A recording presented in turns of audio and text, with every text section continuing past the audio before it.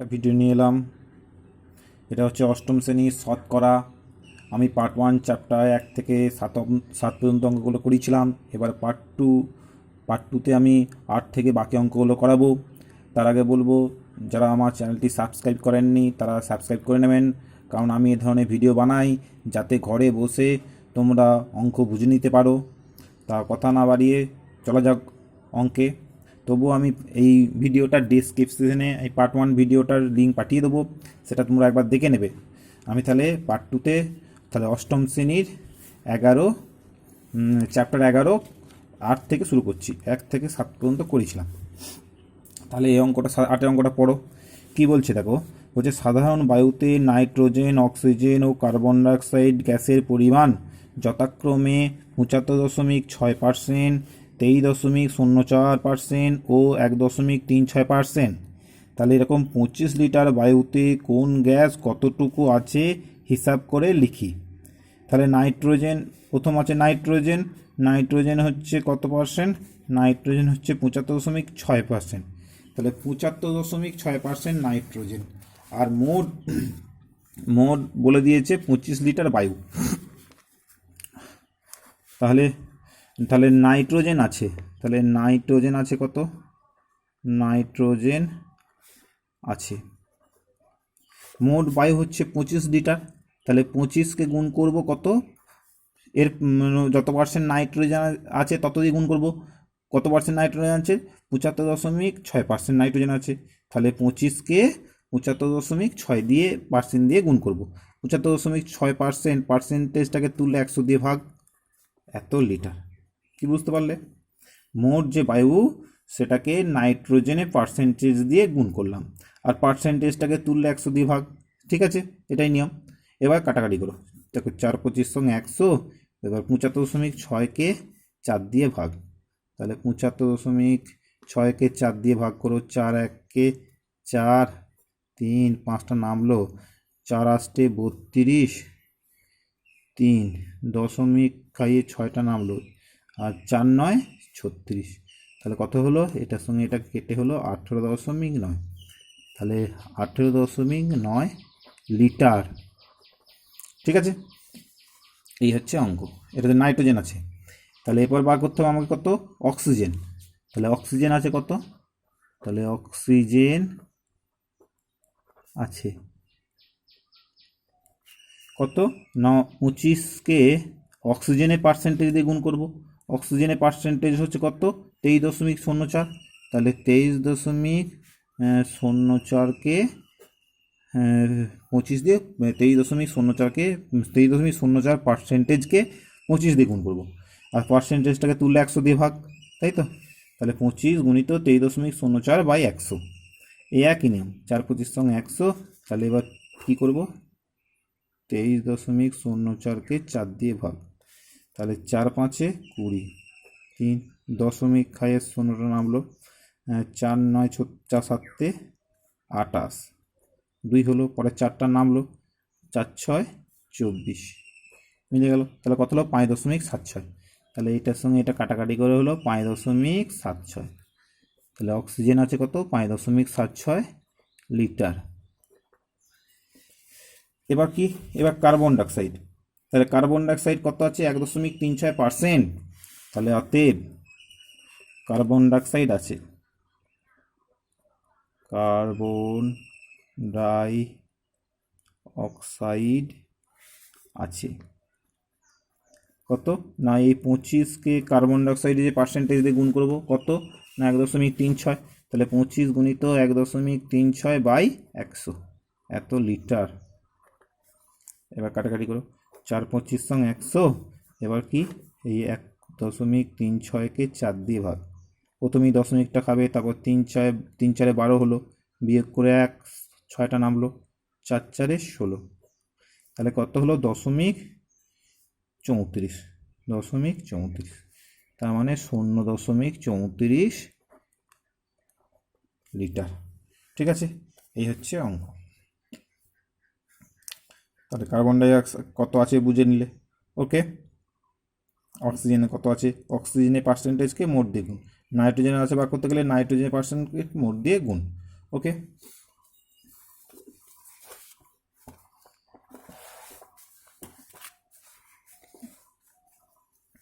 এবার দেখো, এবার পরে অঙ্কটা বলছে তিশা মিলনদার বইয়ের দোকান থেকে একটি বই কিনলো। মিলন দাদা বইয়ের উপর লেখা তিশা তিশা মিলন দাদার বইয়ের দোকান থেকে একটি বই কিনলো। মিলন দাদা বইয়ের উপর লেখা দামের উপর পর্যায়ক্রমে মানে পরপর প্রথমে 10% ও তারপর 5% ছাড় দিলেন। বইটির লেখা দাম 200 টাকা হলে তিশা মিলন দাদাকে কত টাকা দিল হিসাব করি। তাহলে 200 টাকা বইয়ের দাম আছে, প্রথমে 10% দিচ্ছে, তারপর আবার 5% দিচ্ছে, তাই তো? তাহলে 200 টাকার 5% বার করো প্রথমে। হ্যাঁ, তাহলে 200 টাকার 5%, তাহলে 9টা, তাহলে 200 টাকার 5% নয়, 200 টাকার 10%, তাহলে 200 টাকার 10% মানে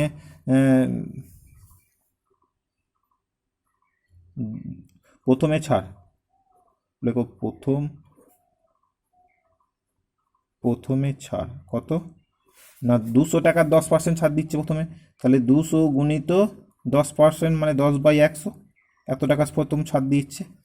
কাটাকাটি করো, তাহলে কত হলো? 20 টাকা। তাহলে ছাড় দিয়ে বইয়ের দাম কত হলো? ছাড় দিয়ে বইয়ের দাম 200 থেকে 20 বিয়োগ এত টাকা, তার মানে হলো 180 টাকা।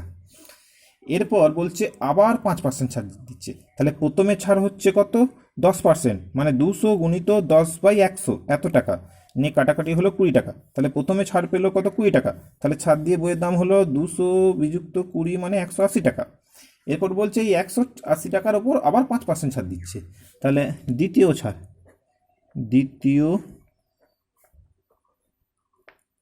দ্বিতীয়বারে ছাড় কত? 180-র ওপর আবার 5% ছাড় দিচ্ছে, তাই তো? তাহলে 180 গুণিত 5/100 এত টাকা। এবার কাটাকাটি করো, 5 দুগুণে 10, 9 দুগুণে 18, তোমার কত? 9 টাকা। তাহলে দ্বিতীয় বারে ছাড় দিয়ে বইয়ের দাম কত না, প্রথমবারে ছাড় দেওয়ার পর হয়েছিল 180 টাকা, তাহলে এর ওপর 5% ছাড় দিয়ে আবার 9 টাকা ছাড় দিচ্ছে, তাহলে এখন বইয়ের দামটা দাঁড়াবে কত না 180 বিযুক্ত 9 মানে হচ্ছে 171 টাকা। অ্যাকাউন্ট বুঝতে পারলেন নাকি? প্রথমবারে ছাড় দিচ্ছিল 10%, তাহলে 200 টাকা 10% করলে 20 টাকা ছাড়, তাহলে ছাড় দেওয়ার পর বইয়ের দামটা হলো 180 টাকা। পর্যায়ক্রমে আবার 5% ছাড় দিচ্ছে, তাহলে দ্বিতীয়বারে ছাড় হচ্ছে কত? 180 গুণিত 5/100, নিয়ে কাটাকাটি করে হলো 9 টাকা। দ্বিতীয়বারে ছাড় দেওয়ার পর বইয়ের দাম কত? 180 বিযুক্ত 9 মানে 171 টাকা। ঠিক আছে, তাহলে এটাও হয়ে গেল না একটা। এরপর দেখো 10এরটা। 10এরটা কি বলছে? বলছে একটি বর্গক্ষেত্রে প্রতিটি বাহুর দৈর্ঘ্য 10% বাড়ালাম, ওই বর্গক্ষেত্রে ক্ষেত্রফল শতকরা কত বাড়লো ত্রৈরাসিক পদ্ধতিতে হিসাব করি। এটা কিন্তু আর মানে আমরা যেটা করছিলাম ওই ওই কি বলে এটাকে, এটা কি বলে, ঐকিক নিয়ম, ঐকিক নিয়ম না করতে বলে না, এটাকে ত্রৈরাসিক ব্যাকেটে ত্রৈরাসিক বলে দিলে ত্রৈরাসিক পদ্ধতি করব। ঠিক আছে, দেখো কীভাবে করছি। তাহলে বর্গক্ষেত্রে প্রতিটি বাহুর দৈর্ঘ্য 10% বাড়ালাম, তাহলে আমি ধরি প্রথমবারে বাহুর দৈর্ঘ্য 10, তাহলে সেটা 10% বাড়ালে কত হবে? 110। ঠিক আছে, তাহলে প্রথমবারে বাহুর দৈর্ঘ্য 10 হলে ক্ষেত্রফল, প্রথমবারে যদি বাহুর দৈর্ঘ্য 100 হয়, দ্বিতীয়বারে হবে 110। ঠিক আছে, তাহলে প্রথমবারে ক্ষেত্রফল কত? 100। দেখো, তাহলে আমি ধরছি কত? 10এরটা বাহুর দৈর্ঘ্য 10% বাড়াচ্ছে, তাহলে ক্ষেত্রফল কত বাড়বে শতকরা?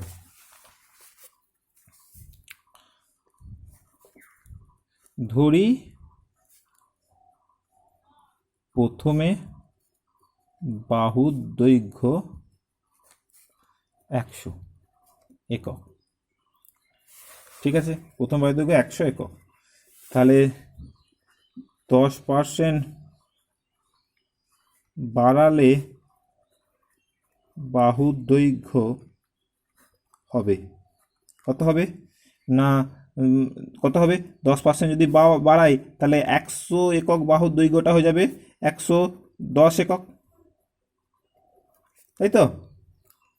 তাহলে প্রথমে বাহুর দৈর্ঘ্য ছিল 100 একক, তাহলে 10% বাড়ালে বাহুর দৈর্ঘ্য কত হয়ে যাবে, মানে 100-র উপর 10 বাড়াচ্ছি, তাহলে 100-র উপর যদি 10 বাড়াই তাহলে 100 আর 10 মোট হলো তাহলে 110।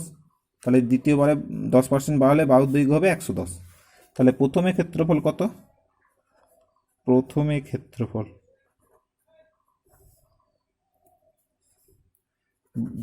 বর্গক্ষেত্রের ক্ষেত্রফল কি কি সূত্রটা তোমরা জানো, বাহু গুণিত বাহু, তার মানে বাহু গুণিত বাহু মানে 100 গুণিত 100, এত বর্গ একক, তার মানে 1/4 বর্গ একক। তাহলে 10% বাড়ানোর পর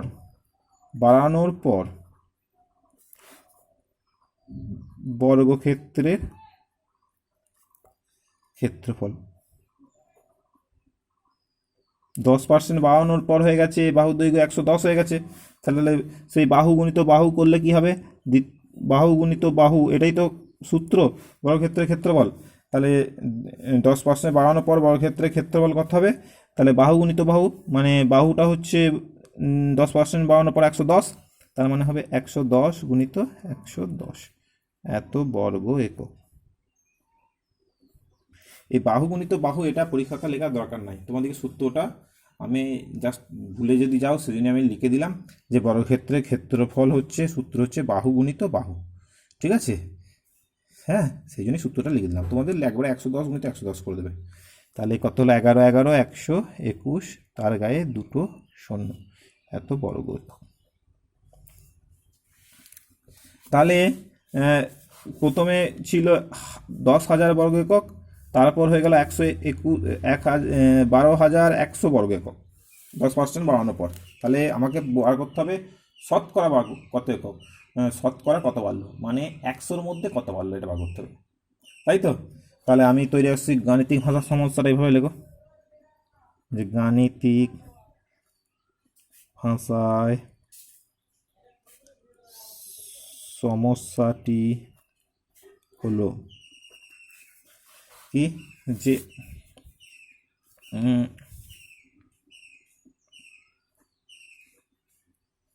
আগে ক্ষেত্রফল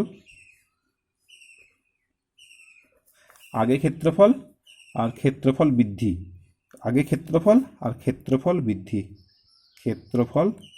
বৃদ্ধি, তাহলে আগে ক্ষেত্রফল কত ছিল, প্রথমে ক্ষেত্রফল ছিল 10,000 মানে 1/4। তারপর ক্ষেত্রফল বৃদ্ধি কত হলো না 121 দুটো শূন্য বিযুক্ত 1/4 কত হলো না বিয়োগ করলে হলো 0,0,1,2 21,000, ঠিক আছে? তাহলে 21,000 বলছি, সরি 2,100। তাহলে আগে ক্ষেত্রফল ছিল 10,000, ক্ষেত্রফল বৃদ্ধি কত হলো 2,100, আমাকে বার করতে হবে শতকরা কত বাড়লো, মানে 100-র মধ্যে কত বাড়লো, কী বলেছি বুঝতে পারছো? তাহলে 10% যেহেতু বাড়ানোর পর আমি কি ধরেছি প্রথমে বাহুর দৈর্ঘ্য 100 একক, তাহলে 10% বাড়ানোর পর বাহুর দৈর্ঘ্য হবে 110 একক। তাহলে প্রথমে যখন ক্ষেত্রফল কি, যা প্রথমে ক্ষেত্রফল হচ্ছে প্রথম বাহুর দৈর্ঘ্য 100, তাহলে 100 গুণিত 100 মানে 10,000 বর্গ একক। 10% বাড়ানোর পর বর্গক্ষেত্রের ক্ষেত্রফল কি, 10% বাড়ানোর পর বর্গক্ষেত্রে বাহুর দৈর্ঘ্য ছিল 110, তাহলে 110 গুণিত 110 মানে 121 মানে 12,100 বর্গ একক। তাহলে এরপর আমাকে তৈরাসিক পদ্ধতিতে বলে বার করতে বলেছে, তাহলে আমি এভাবে লিখব গাণিতিক ভাষার সমস্যাটি হলো আগে ক্ষেত্রফল বৃদ্ধি। আগে ক্ষেত্রফল ছিল 10,000, ক্ষেত্রফল 10,000-এর মধ্যে কত বেড়েছে না 12,100 বিযুক্ত 10,000 মানে 2,100। তোমাকে বার করতে হবে কি যে শতকরা কত বেড়েছে, শতকরা মানে 100-র মধ্যে কত বেড়েছে, ঠিক আছে? এবার তৈরাসিক পদ্ধতিতে সমাধান করতে গেলে আমি কি লিখব যে সমস্যাটা কি আছে, মানে সরল সম্পর্ক আছে না ব্যস্ত সম্পর্ক আছে?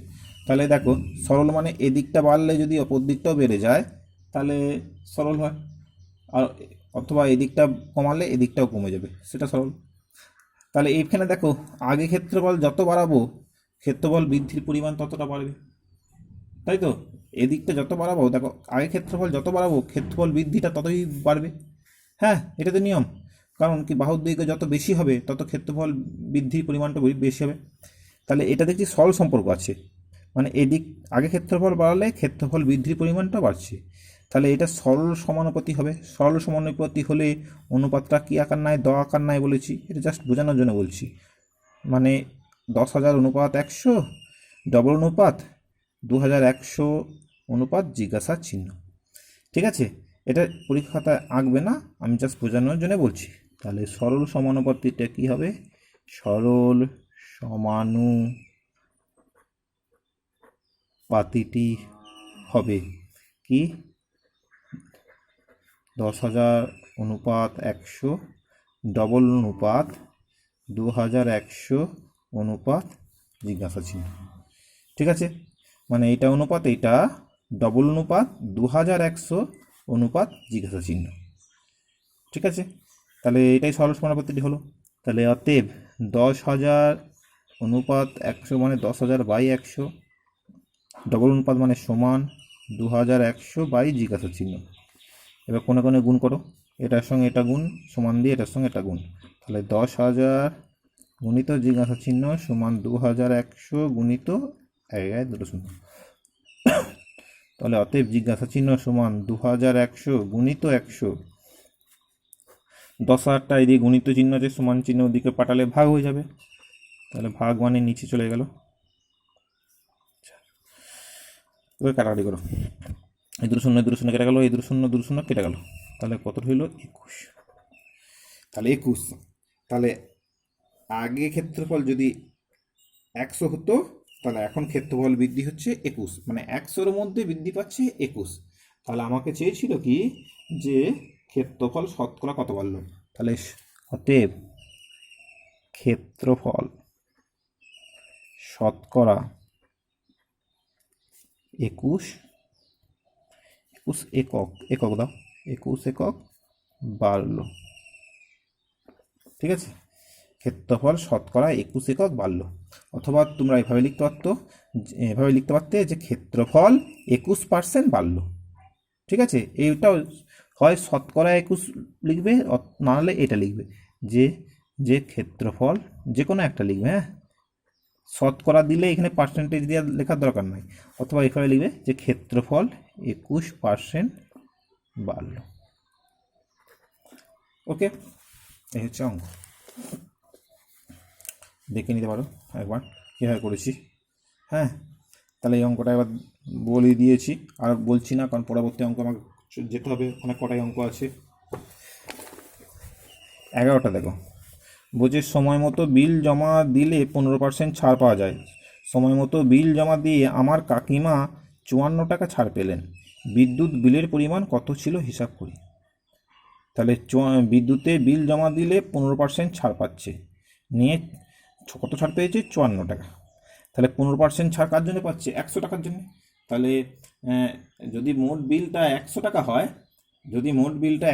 হয়, তাহলে 15 টাকা ছাড় পাচ্ছে। তাহলে আমি এভাবে লিখতে পারি তো, যে 15 টাকা ছাড় পাওয়া যায় 100 টাকা বিলের জন্য, 54 টাকা ছাড় পাওয়া যায় ক টাকা বিলের জন্য। তাহলে এইটা আমি দুটো নিয়মেই করাচ্ছি, ত্রৈরাশিক করাবো, ঐকিক নিয়মও করাবো, তোমাদের যেটা সুবিধা হয় সেটাই লিখবে। ঠিক আছে, অঙ্কটা বুঝতে পারলে তো? 15% ছাড় পাচ্ছে মানে 100 টাকা বিল হলে সে 15 টাকা ছাড় পাচ্ছে, নিয়ে ছাড়টা পাচ্ছে মোট কত? 54 টাকা। তাহলে আমাকে বার করতে হবে মোট বিলটা কত। তাহলে আমি লিখতে পারি উল্টো দিকে, যে 15 টাকা ছাড় পাওয়া যায় 100 টাকা বিলের জন্যে, 1 টাকা ছাড় পাওয়া যায় কত টাকা বিলের জন্যে? 54 টাকা ছাড় পাওয়া যায় মোট কত টাকা বিলের জন্য। ঠিক আছে, আমি এটাকে দুভাগে নিয়ম করছি, একটা ত্রৈরাশিক আর একটা ঐকিক। তাহলে 11টা দেখো,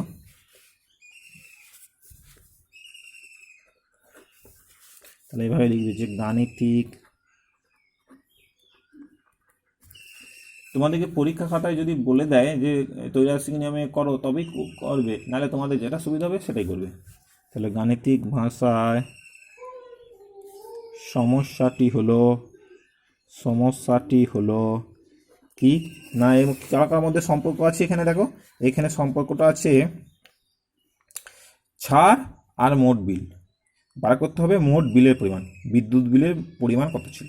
তাহলে মোট বিদ্যুৎ বিলটা কত ছিল সেটা বার করতে হবে। তাহলে সেটা ডান দিকে লিখবো। তাহলে একদিকে লিখবো কি ছাড়ের পরিমাণ, আর এদিকে লিখবো মোট বিল। ঠিক আছে, তাহলে ছাড়ের পরিমাণ মোট বিল দুটোই টাকায় আছে, এটাও টাকা এটাও টাকা। এটা টাকা লেখার দরকার নাই, কারণ অবশ্যই এখানে লেখার দরকার নাই। ঠিক আছে, তাহলে ছাড়ের পরিমাণ কত, 15 টাকা ছাড়, 15% ছাড় মানে 15 টাকা ছাড় পাওয়া যায় মোট বিল 100 টাকা হলে, তাই তো 15% ছাড় পাওয়া যাচ্ছে। তার মানে মোট বিলটা যদি 15 টাকা হয় তাহলে এখানে টাকাটা লিখেই দিতে পারো, অসুবিধা নাই। এটাও টাকা, মোট বিলটাও টাকা আছে। ঠিক আছে, তাহলে ছাড়ের পরিমাণ যদি 15 টাকা হয় তাহলে মোট বিলটা হবে 100 টাকা। তোমাকে বার করতে হবে কি 54 টাকা ছাড় হলে মোট বিল কত। তাহলে দেখো আমি প্রথম ত্রৈরাশিক নিয়মে করাচ্ছি। এদিকটা যে বাড়লে ওদিকটাও বাড়বে, কারণ ত্রৈরাশিক নিয়মে করালে এগুলো দেখে নিতে হবে সম্পর্কটা সরল না ব্যস্ত। সরল হলে আলাদা অনুপাত, ব্যস্ত হলে আলাদা অনুপাত। তাহলে এদিকে দেখো যত ছাড় বেশি হবে, তার মানে কি যত ছাড় বেশি হলে মোট বিলটাও তত বেশি। ছাড়টা বেশি পাওয়া যাচ্ছে কেন, মোট বিলটা বেশি হলে তবেই ছাড় পাওয়া যাবে। তার মানে এদিকটা বেশি হলে এদিকটাও বাড়বে, আর ছাড় কম হলে মোট বিলটাও কম হবে। তার মানে এদিকটা বাড়লে এদিকটাও বাড়ছে। হ্যাঁ, তাহলে আর এদিক অথবা এদিকটা কমালে এদিকটাও কমে যাচ্ছে। ছাড় যদি আমি যত বেশি ছাড় পাওয়া যাবে তত বেশি বিল দিতে হবে, তাই তো। ছাড়টা বেশি পাওয়া যায় মানে কি বিলটা বেশি দিচ্ছি বলতে ছাড়টা বেশি পাওয়া যাচ্ছে। তাহলে যত কম ছাড় পাবো তার মানে বিলটা আমার কম ছিল। তাহলে এটা সরল সমানুপাতি।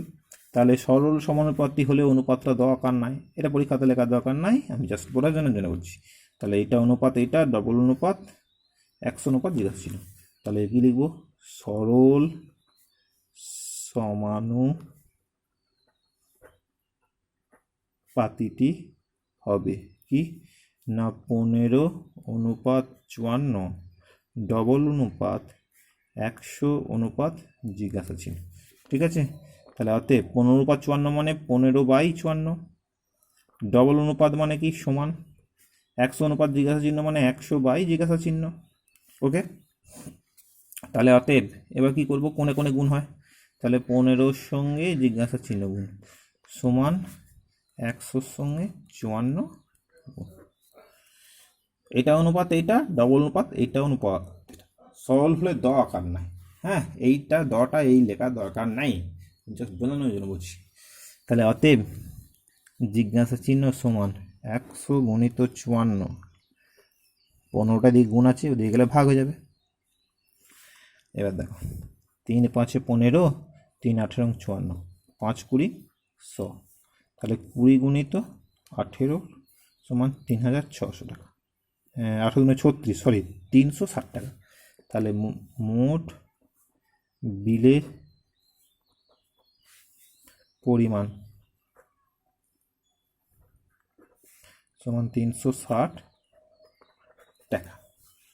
এটা হলো অনুপাতে ত্রৈরাশিক নিয়মে। হ্যাঁ, এবার যদি আমি এটাকে ঐকিক নিয়মে করাতাম তাহলে দেখো কীভাবে করাতাম। ঐকিক নিয়মে যদি করতাম, এখানে ঐকিক নিয়মে করাচ্ছি। ঐকিক নিয়মে এভাবে লিখতে হয় তো যে 15 টাকা ছাড় পাওয়া যায় 100 টাকা বিলের জন্যে, 15 টাকা ছাড় পাওয়া যায় 100 টাকা বিলের জন্য। তাহলে 15 টাকা ছাড় পাওয়া যায় 100 টাকা বিলের জন্য। আমি আরেকবার লিখছি, বুঝতে পারছো না তোমরা, যে 15 টাকা ছাড় পাওয়া যায় 100 টাকা বিলের জন্য, ঠিক আছে। তাহলে 1 টাকা ছাড় পাওয়া যায় ক টাকা বিলের জন্য? কম, কম হলে ভাগ, মানে 100 টাকা বাই 15 টাকা, এত টাকা বিলের জন্য 1 টাকা ছাড় পাওয়া যায়। তোমাকে বার করতে হবে 54 টাকা, 54 টাকা ছাড় পাওয়া যায়, 54 টাকা ছাড় পাওয়া যায় আরও বেশি বিলের জন্য। তাহলে 54টা কী হবে? 54টা 100-র সঙ্গে গুণ হবে বাই 15, এত টাকা। 15 টাকা ছাড় পাওয়া যায় 100 টাকা বিলের জন্যে, তাহলে 1 টাকা ছাড় পাওয়া যাবে আর কম টাকা বিলের জন্যে, কম হলে ভাগ করতে হবে কী নিয়মে। আবার 54 টাকা ছাড় পাওয়া যায় আরও বেশি বিলের জন্যই তো 54 টাকা ছাড় পাওয়া যাবে, তাহলে বেশি হলে কি করতে হয়? কী নিয়মে? গুণ করতে হয়, তাহলে 54টা গুণ হয়ে যাবে। হ্যাঁ, এবার কাটাকাটি, তাহলে এই 3 × 5 = 15, 3 × 8 = 54, 5 × 20 = 100, তাহলে কী হলো? সমান 20 × 18 টাকা। ঠিক আছে, এটা হলো আমার বিয়ে নিয়মে করা, ঐকিক নিয়মে করা। ঠিক আছে, দুটো নিয়মে করেছি, তোমার যেটা সুবিধা হয় সেটা করবে। ওকে, তাহলে পরের অঙ্ক চলে যাক 12টা। বলছে চিনির মূল্য 20% বেড়ে গেছে, তাই চিনির, আচ্ছা 12 আর 13 একই অঙ্ক, তাহলে আমি 13টাই করাচ্ছি। হ্যাঁ, তাহলে 12 আর 13 পুরো একই অঙ্ক। হ্যাঁ, দুটো একই অঙ্ক, তাই আমি 13টাই করাচ্ছি, 12টা একই অঙ্ক। দেখো কি বলছে, জল জমে বরফ হলে আয়তন 10% বৃদ্ধি পায়, ওই বরফ গলে জল হলে আয়তন শতকরা কত হ্রাস পাবে?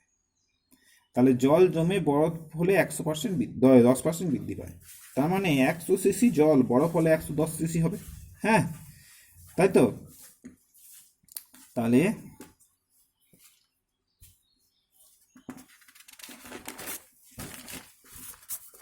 10% জল জমে বরফ হলে 10% বৃদ্ধি পাচ্ছে। বৃদ্ধি পাওয়া মানে কি? যদি আমার 100 সিসি জল হয়, তাহলে সেটা বরফ হলে হবে 110 সিসি। হ্যাঁ, ঠিক আছে, তাহলে 13টা।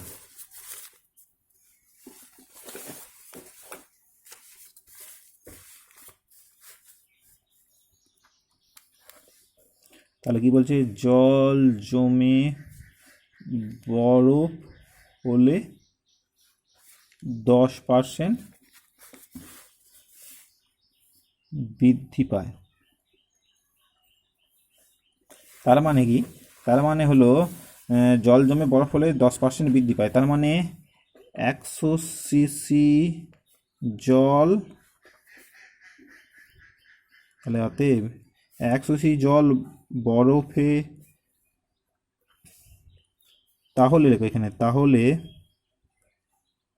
100 সিসি জল বরফে পরিণত হলে হবে 110 সিসি, তাই তো। তাহলে এবারে বলছে এই যে বরফটা যদি জলে পরিণত হয়, তার মানে কি? বরফটা যখন জলে পরিণত হবে তখন 110 সিসিটা হয়ে যাবে 100 সিসি, তাই তো। বরফ যদি জলে পরিণত হয় তাহলে 110 সিসিটা হয়ে যাবে 100 সিসি। তাহলে মানে কি 110-এর মধ্যে, তাহলে তার মানে কি? তাহলে অতএব বরফ গলে, তাহলে অতএব 110 সিসি বরফ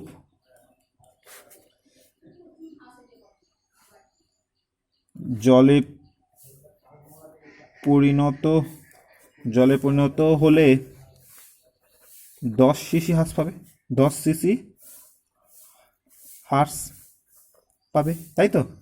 100 সিসি জল যদি বরফ পরিণত হয়, তাহলে যদি 110 সিসি হয়, তাহলে 110 সিসি বরফ জলে পরিণত হলে 10 সিসি হ্রাস পাবে, কারণ 110 সিসিটা জলের পরিণত যখন হবে তখন 100 সিসিতে ফিরে যাবে। কী বলেছি বুঝতে পারছো? 100 সিসি জল যদি বরফে পরিণত হয় তাহলে হবে 110 সিসি, তাহলে উল্টো দিকে 110 সিসি বরফটা জলে পরিণত হলে হবে 100 সিসি, তার মানে 110 সিসি বরফ জলে পরিণত হলে 10 সিসি হ্রাস পাবে। তোমাকে বার করতে হবে শতকরা কত হ্রাস পাবে, শতকরা মানে 100-র মধ্যে কত হ্রাস পাবে। ঠিক আছে, তাহলে তাহলে ঐকিক নিয়মে করলে কি হবে? তাহলে গাণিতিক ভাষা, দুটো নিয়মেই আমি শেখাচ্ছি। তাহলে গাণিতিক ভাষায় যেটা সুবিধা হবে সেটা করবে। সমস্যাটি হলো তাহলে তাহলে মোট বরফ, আর তাহলে আর এদিকে লেখো জলে পরিণত হলে হ্রাস। তাহলে একদিকে হচ্ছে মোট বরফ আর একদিকে হচ্ছে জলে, গাণিতিক ভাবে সমস্যাটা কী হবে না, মোট বরফ একদিকে আর একদিকে জলে পরিণত হলে হ্রাস। তাহলে মোট বরফ যদি 110 হয় তাহলে হ্রাসটা হবে 10 সিসি। তোমাকে বার করতে হবে কত পার্সেন্ট মানে 100-র মধ্যে বার করতে হবে। তাহলে 100-র মধ্যে কত হ্রাস পাবে এটা বার করতে হবে। তাহলে দেখতে হবে আমার সম্পর্কটা সরল না ব্যস্ত। দেখো এই দিকটা মোট বরফ যত বাড়বে তত হ্রাসের পরিমাণটাও বাড়বে, তাই তো? 110 সিসি জায়গায় যদি 200 সিসি হয়ে যায় তাহলে হ্রাসটাও তখন নিশ্চয়ই 10 সিসি হবে না, আরও কম হ্রাস, আরও বেশি হ্রাস পাবে, তাই তো? তাহলে মোট বরফ যদি 1000 সিসি হয়ে যায় তাহলে জলে পরিণত হলে যে হ্রাসটা, সেই হ্রাসটাও নিশ্চয়ই আরও বেশি হবে। তাহলে এদিকটা বাড়লে এদিকটাও বেড়ে যাচ্ছে। যদি আমি এদিকটা কমাই, মোট বরফ যদি কমাই তাহলে হ্রাসের পরিমাণটাও কম হবে। তাহলে এটা সরল সম্পর্ক হলে অনুপাতটা সমান দরকার নাই। হ্যাঁ, তাহলে এইটা অনুপাত, এইটা ডবল অনুপাত, এইটা অনুপাত। তাহলে কি লিখব? সরল সমানুপাতিটি হবে কি না 110 অনুপাত 100 ডবল অনুপাত 10 অনুপাত জিজ্ঞাসা চিহ্ন। ঠিক আছে? তাহলে অতএব 110 অনুপাত 100 মানে 110/100, ডবল অনুপাত মানে সমান 10 জিজ্ঞাসা চিহ্ন। তাহলে অতএব কোণে কোণে গুণ করলে 110 গুণিত জিজ্ঞাসা চিহ্ন সমান 10 গুণিত 100। তাহলে অতএব জিজ্ঞাসা চিহ্ন সমান 10 গুণিত 100, 10 গুণিত 100/110, 0 0 কেটে গেল। তাহলে 100/11। তাহলে কত হবে? 9.1/11%। এত পার্সেন্ট হ্রাস পাবে, 9.1/11%। উত্তরটা দেখে নি, 13টা হচ্ছে, হ্যাঁ 9.1/11। তাহলে এবার এখানে কি লিখবে? এটা সমান 9.1/11 হলো। তাহলে এবার কি লিখবো? অতএব শতকরা 9.1/11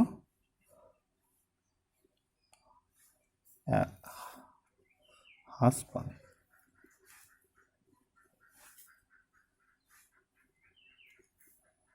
অথবা 9.1/11 পার্সেন্ট হ্রাস পাবে। অথবা এটাও লিখতে পারো, অথবা যে 9.1/11% হ্রাস পাবে, অথবা শতকরা 9.1/11 হ্রাস পাবে। শতকরা লিখলে পার্সেন্টেজটা লেখার দরকার নেই। তাহলে এটা গেল ত্রৈমাসিক। এবার আমি কী করবো? ঐকিক নিয়মে। ঐকিক নিয়মে কী লিখবে? যে 110 সিসি বরফ জলে পরিণত হলে হবে 10 সিসি হ্রাস পাবে। ঠিক আছে? তাহলে এটা এরপর আমি কী করাবো? ঐকিক নিয়মে কী লিখব? ঐকিক নিয়মে যে 110 সিসি, 100 না তো সিসি লেখা দরকার নাই, যে 110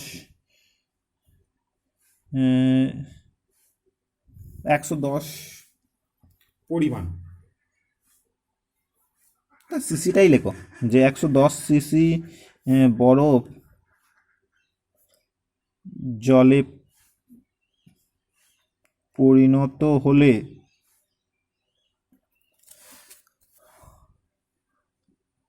হ্রাস পাবে 10 সিসি। হ্রাস পাবে কত? 10 সিসি। ঠিক আছে? তাহলে 110 সিসি বরফ জলে পরিণত হলে হ্রাস পাবে 10 সিসি। তাহলে 1 সিসি বরফ জলে পরিণত হলে আরও কম হ্রাস পাবে। কম হলে কি করতে হয়? ভাগ করতে হয়। তাহলে 10/110 হয়ে যাবে। এবার 100 সিসি বরফ, এবার কি করতে হবে? 100 সিসি বরফ জলে পরিণত হলে কত হ্রাস হবে? তাহলে যেহেতু শতকরা বার করতে বলেছে তাই 100-র মধ্যে বার করতে হবে। তাহলে 100 সিসি বরফ জলে পরিণত হলে হ্রাস পাবে কত না 100 মানে আরও বেশি, হ্যাঁ, 1 সিসি বরফ জলে পরিণত হলে যা হ্রাস পাবে 100 সিসি বরফ জলে পরিণত হলে তার থেকে বেশি হ্রাস পাবে। তাহলে বেশি হলে কি করতে হয়, ওই কি নিয়মে গুণ করতে হয়, তাহলে গুণ করতে হবে। তাহলে 10 গুণিত 100/110 এত সিসি। তাহলে এবার এটা কাটাকাটি করে হলে হবে 9×1=11 সিসি। ঠিক আছে,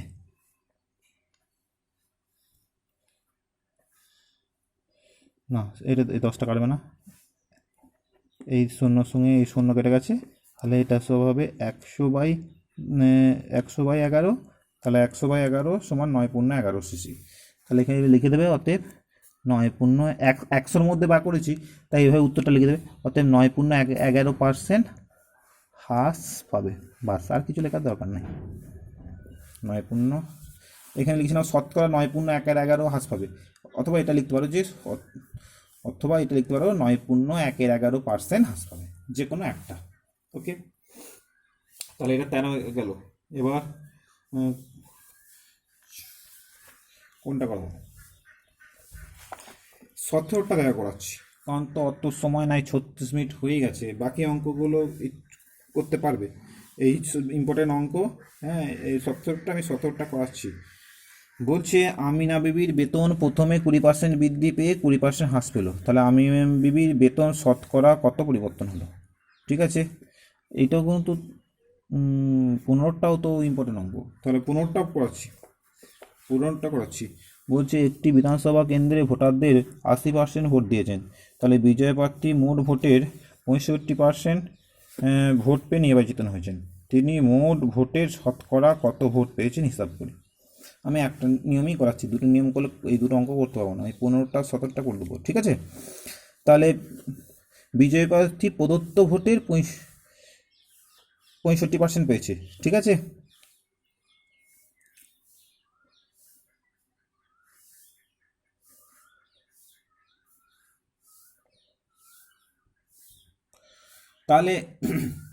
তাহলে মোট ভোটার যদি আমি ধরি 100 জন, তাহলে ভোট দিয়েছে 80 জন, তো 80 জনের মধ্যে আবার 65% যে জিতেছে সে 65% ভোট পেয়েছে। এই 80 জনের মধ্যে 65, যারা ভোট দিয়েছে তাদের মধ্যে 65%, তাই তো? তাহলে 80 জনের মধ্যে আবার বার করতে হবে 65 জন মানে কতজন। তাহলে আমি এভাবে লিখি, আমি দুটো নিয়মে করাচ্ছি না, আমি একটা নিয়মেই করাচ্ছি, একটা নিয়ম করলেই যথেষ্ট। তাহলে আমি লিখি ধরি মোট ভোটার হচ্ছে 100 জন, মোট ভোটার হচ্ছে 100 জন। তাহলে অতএব ভোট দিয়েছে কজন, ভোট দিয়েছে 80%, তাহলে অতএব ভোট দিয়েছে 100 জনের মধ্যে 80% দিয়েছে, তার মানে মোট ভোটার যদি 100 জন হয় তাহলে অতএব ভোট দিয়েছে 80 জন। ঠিক আছে, 80 জন ভোট দিয়েছে। তাহলে এবার বলছে যে জিতেছে সে প্রদত্ত ভোট মানে এই 80 জনের 65% ভোট পেয়ে জিতেছে। তাহলে কি বলেছে, বিজয়ী প্রার্থী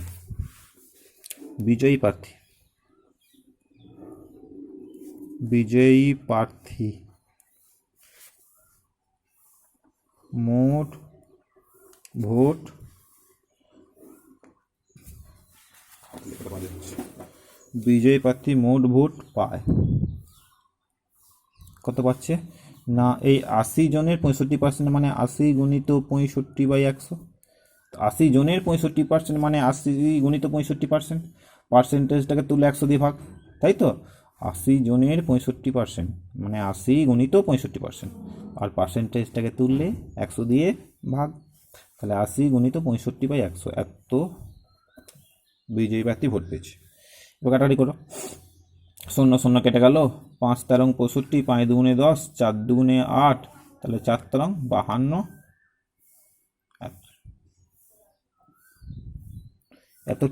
এত টি হবে, জন্য এটা টি। তাহলে বিজয়ী প্রার্থী মোট ভোট পেয়ে গেছে 52টি, তাই তো?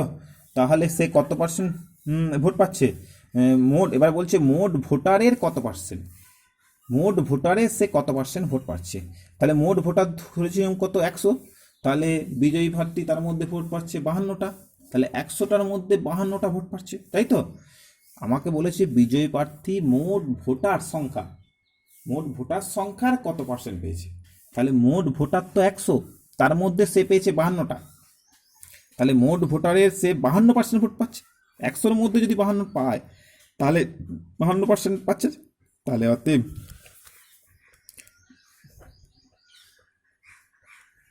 বিজয়ী প্রার্থী শতকরা 52টি ভোট পায়। বিজয়ী প্রার্থী শতকরা 52টি ভোট পায়। অথবা উত্তরটা এভাবেও লিখতে পারো, কি একটু দেরি হবে, দাঁড়াও 5 মিনিট, একটু 5 মিনিট দেরি হবে। অতএব বিজয়ী প্রার্থী 52% ভোট পায়।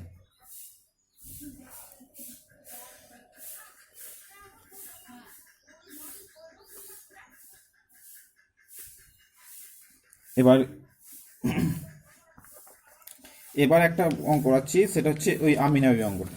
বলছে আমিনা বিবির বেতন প্রথমে 20% বৃদ্ধি পায়, তারপর 20% হ্রাস পায়। তাহলে আমিনা বিবির বেতন শতকরা কত পরিবর্তন হলো? ঠিক আছে, তাহলে 17টা করাচ্ছি। প্রথমে 20% বৃদ্ধি পাচ্ছে আমিনা বিবি, আর তারপর 20% আবার হ্রাস পাচ্ছে। প্রথম 20% বৃদ্ধি পাচ্ছে, তারপর 20% হ্রাস পাচ্ছে। তার মানে কি, প্রথমে মোট বেতন 100 টাকা হলে 20% বৃদ্ধি পেয়ে বেতন হয় কত? প্রথমে মোট বেতন কত? 100। তাহলে আমি ধরেছি প্রথম বেতন 100, 20% বৃদ্ধি পেয়ে বেতন হয় কত না, 100-র মধ্যে 20 টাকা বৃদ্ধি পেয়ে যাচ্ছে, তাহলে 20% বৃদ্ধি পেয়ে বেতন হয় কত? 120 টাকা।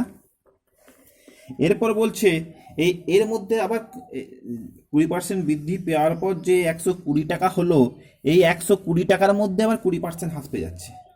তাহলে কি লিখবো? তাহলে অতএব 120 টাকার মধ্যে 20% সমান 120 টাকার মধ্যে 20% মানে কত, বার করো। তাহলে 120 টাকার মধ্যে 20% আবার হ্রাস পেয়ে যাচ্ছে। তাহলে প্রথম 20% বৃদ্ধি পেয়ে বেতন হয় 120 টাকা, তারপর আবার কি বলছে, আবার 20% হ্রাস পাচ্ছে। তাহলে 120 টাকার মধ্যে আবার 20% হ্রাস পেয়ে কি হচ্ছে, কত টাকা হ্রাস পাচ্ছে? এবার লেখো 120 টাকার মধ্যে 20% হ্রাস পেলে